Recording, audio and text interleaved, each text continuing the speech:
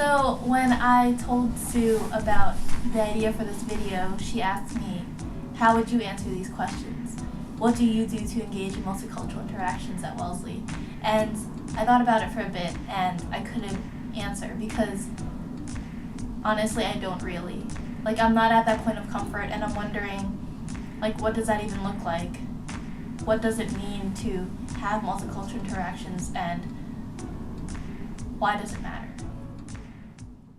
Multiculturalism is supposed to mean people coming across differences and putting those differences in dialogue with each other in order to better understand the people around you in your community. I think that Multi tries its best to be as multicultural as possible, but I don't necessarily think that they always promote diverse thinking. Okay, like, we have these differences, so what can we do about that? How can we go out of our comfort zone to perhaps be in a position where my own opinions might be vulnerable to being changed or having my worldview changed? Like the fact that we have to have a multicultural affairs coordinator, I think is like really great, and that she like facilitate a lot of things. But at the same time, the fact that we even have this role, that goes to show to me that it's something that a select group of students at Wellesley like really value, but I don't think all students at Wellesley realize that it's something that's valuable. I feel like people have a lot of self-awareness, but that awareness isn't really projected into like a global experience. They're more like, okay, I'm Black and that is beautiful. But it's not like, I'm Black and in relation to queer people, oh, we have this in common, and then, oh, in relation to actual African people, we have this in common or not. You know, there's no kind of,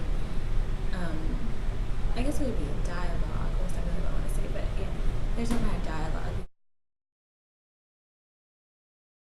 I've been in classes where people have said incredibly racist things and not realized it because either like the professor hasn't checked them on it or because students were so exhausted and they was like, this is not my job to tell this person what they just said is racist. But like they're there, like if you really want to be someone who does not harm other members of your community with your ignorance, you have to make an effort. You have to make an effort to self-reflect and figure out what is it about your own background and your own experience that is making you so resistant to the idea of engaging in any sort of diversity.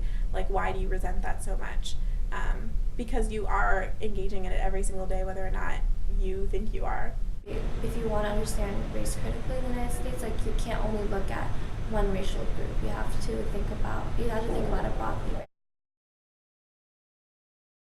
I would love to see people see that spam, see those posters, hear about those events, and say, you know what, I'm not normally someone that would go to this.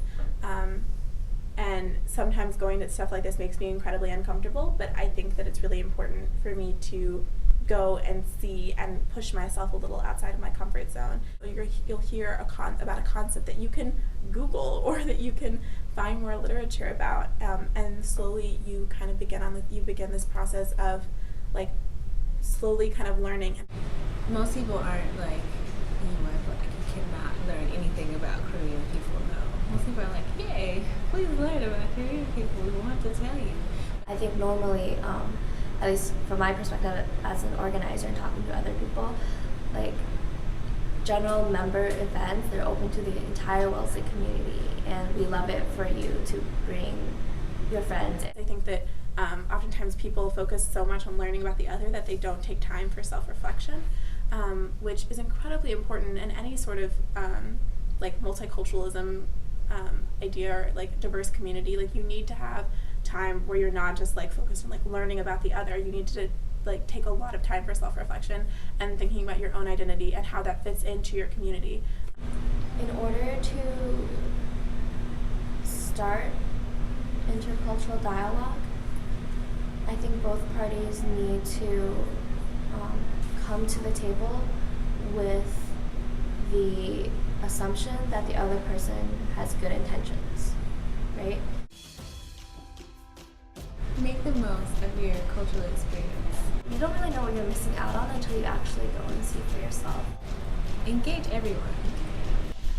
It all comes down to forming community and a sense of community solidarity, and that is what is incredibly important, and that's what makes you feel like you belong. That's what gets you through the day, when you feel like you are part of a group that is watching out for each other, that is engaging with each other in like compassionate ways.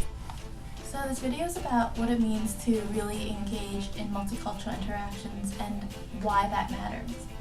And it's a conversation that a lot of students, but also not enough students, have, which is important because we have all these commonalities that are otherwise left unknown. So for instance, when I was talking to Meredith, she told me that decades ago, Black students at Wellesley used to be forced to room together or have their own singles. And it's only last week in the archives that I found out that Asian students were subjugated to the same treatment.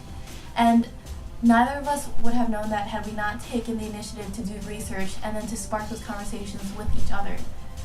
And I think that's what this video is about. Like, at the very core of it, even though we have different passions, different majors and priorities, like what it comes down to is that we have similar histories and experiences that we need to bring to light, because that's the only way to form solidarity with each other, like beyond our own groups, and that's what really matters. Like, that's what this video is about.